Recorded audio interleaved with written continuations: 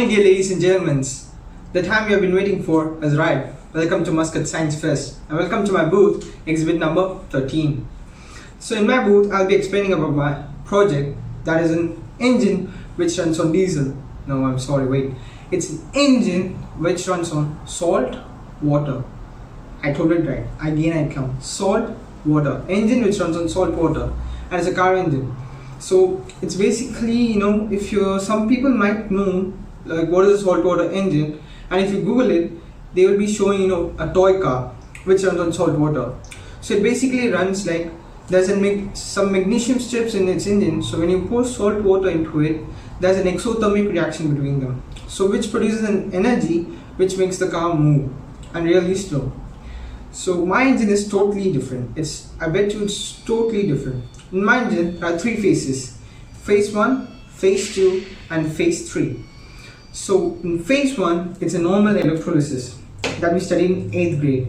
So there's an extra material, a single extra material which is used in this electrolysis. That is the membrane, as you can see. So the use of membrane is used to prevent no other reaction to occur. Only the separation of hydrogen and oxygen.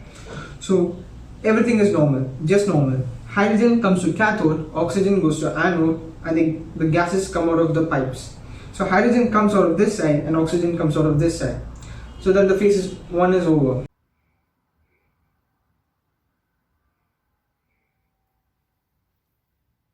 Let's move to phase 2. Let me show how an engine works. This is an engine.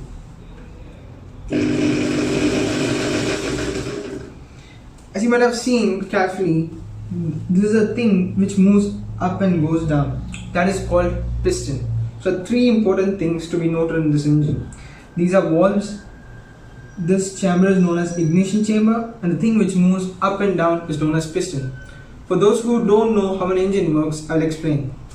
So normally how an engine works. The fuel gas comes inside the valve and goes to the ignition chamber, and the piston moves up. So when it moves up, it closes the valves, so the gas cannot escape. So when the piston moves up, it exerts pressure which leads directly to increase in temperature. So exerts pressure and increased temperature, the spark plug activates and ignites the gas. So when you ignite the fuel gas, there's a spark in the ignition chamber which pushes down the piston back to its original position. So it happens continuously and the engine works. So as fast as happens. So in my engine, it's just the same. Like instead of using fuel gas, we're just using hydrogen gas, which we took from the salt water in the electrolysis. So everything is normal. The hydrogen goes inside, piston moves up, increased temperature, spark plug ignites the hydrogen gas, and it burns up and pushes down the piston back to its original position and comes out.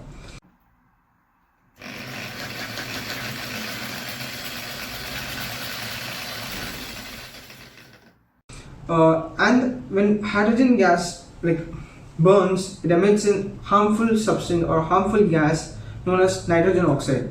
And this is a very dangerous gas which is harmful to us and the environment and the plants and everything. So I have planned, not to leave this gas. You might Google Mazda has found a car which runs on hydrogen gas, and it was not a success because it emits nitrogen oxide. So I decided to separate nitrogen and oxygen from nitrogen oxide. So it's just a simple method. It's known as pressure swing absorption. It's a method which is used in industries for making their own nitrogen oxygen. So I'll explain how it works. A stream of clean air is passed through a bed of alumina to dry the gas, and then through a bed of zeolite molecular seal. Then nitrogen is preferentially retained or absorbed, leaving an oxygen-enriched gaseous stream to pass through the pressure swing absorption. So when the zeolite becomes saturated with the nitrogen, it is necessary to regenerate it. This can be achieved simply by reducing the pressure, whereupon the nitrogen is released back or deabsorbed back into the gaseous phase and rejected as waste. The sieve is totally regenerated in this way and is ready to repeat the cycle again and again.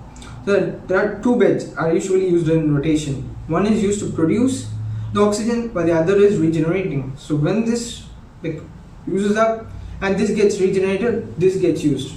So it happens continuously. The cycle happens continuously like this.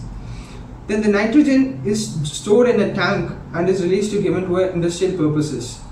There's a reason why we are like not releasing the nitrogen back into atmosphere, because when there's already like 71% of nitrogen already in the atmosphere. So when we use this engine, I don't know, like we don't want the increase in nitrogen like 71 more than 71%, because when the nitrogen increases, it will become harmful even to plants. Yeah, I told it. Plants, we have studied that plants uses nitrogen for growth, but if there is more nitrogen in the atmosphere, it's even harmful to plants. So we are storing the nitrogen in a tank and then given to industrial purposes, or we can even turn into a liquid nitrogen and use it for our own purposes. So this is all phase 1, phase 2 and phase 3. So for phase 3, when I was explaining, you might have seen an image which shown on your right side. So that's the thing that they use in industries. So all these phases combined is my saltwater engine. So the advantage of saltwater engine is that you can it only emits oxygen, no other gases, only oxygen, the gas which we breathe, O2. So it's better we use this engine in places where there is no oxygen, like low supply of oxygen. And when we use this engine, then the oxygen, so like atmosphere rate will increase. So it might reduce the depletion of ozone layer. And it's both, like there are no disadvantages. There is a disadvantage. So when hydrogen oxygen complete comes out of the water, there is just salt in that. And the salt you can use it for cooking purpose, or you can throw it into waste. It's your choice. So that's all about my saltwater engine. If you like my exhibit, please vote me for the special prize which is given by your vote if you like my exhibit. And thank you. Thank you for listening to my exhibit video. Thank you.